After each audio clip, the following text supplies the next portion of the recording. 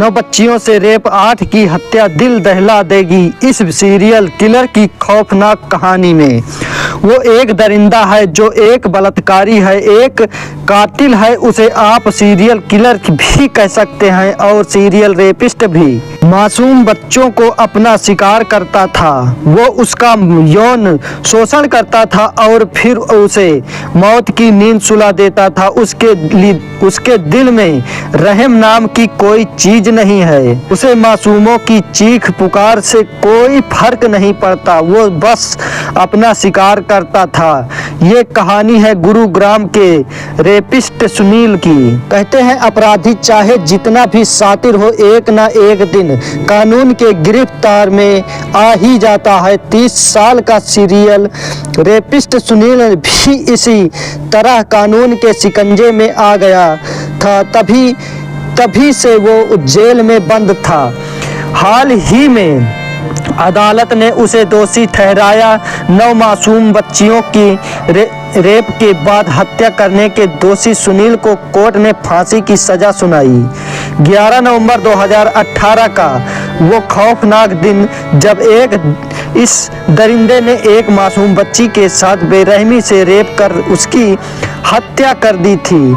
Gurugram sector 65 थाना क्षेत्र की झुंगियों में रहने वाला यह वहसी सुनील पास में खेल रही 3 लड़कियों के पास गया और उसे 10 रुपए का नोट दिखाकर अपने साथ दुकान पर चलने को कहा। 2 बच्चियां तो नहीं गईं, लेकिन 3.5 साल की एक बच्ची चली गई, जिसके बाद सुनील ने लड़की को सेक्टर 66 इलाके में ले जाकर रेप किया और उसकी हत्या कर दी। सुनील भी अपनी झुगनी से फरार हो गया था। बच्ची की तलाश चल रही थी। इसी बीच अगले दिन एक मंदिर के सामने बच्ची का शव विकृत हालत में मिला। शव पर कांटे के निशान थे। उसके चेहरे पर एक पॉलीथीन लपेटा हुआ था। सिर को पत्थरों से वार कर बुरी तरह से कुचला गया था। बच्ची के प्राइवेट पार्ट में ईंटों के टुकड़े, लकड़ियां ठूंसी गई थी। शव को देखने से ही स्पष्ट था कि बच्ची के साथ 12 नवंबर 2018 को बच्ची का शव सेक्टर 66 इलाके में पड़ा मिला था। पोस्टमार्टम रिपोर्ट से पता चला कि आरोपी ने मासूम बच्ची के साथ हैवानियत की थी। उसने लड़की की पीट कर हत्या कर दी थी। उसके सिर पर भी ईंट पत्थर से वार किया गया था।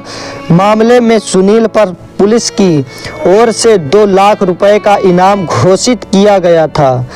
SIT ने कार्रवाई करते हुए 19 नवंबर 2018 को आरोपी सुनील को गिरफ्तार कर लिया था। 30 नवंबर 2018 को उसे कोर्ट में पेश कर रिमांड पर लिया गया। जाने के बाद उसने पूछताछ में जो खुलासा किया, उसने पुलिस को भी हैरान कर दिया। जानकारों ने उसकी दरिंदगी की दास्तान सुनकर उसे न केवल एक पीडोफाइल बल्कि एक प्रोफाइल भी करार दिया। पूछताछ में पता चला कि सिर्फ इतना ही नहीं बल्कि उसने इसी तरह 9 लड़कियों के साथ रेप किया और उनकी हत्या भी की थी। आरोपियों ने रेप के बाद सिर्फ एक लड़की को जिंदा छोड़ा था। यही हाल सिकंदरपुर के पास का था। यह घटना 15 जून 2013 को सिकंदरपुर के पास घटी थी। LF इलाके में आयोजित भंडारे में गई 5 साल की बच्ची से रेप किया गया।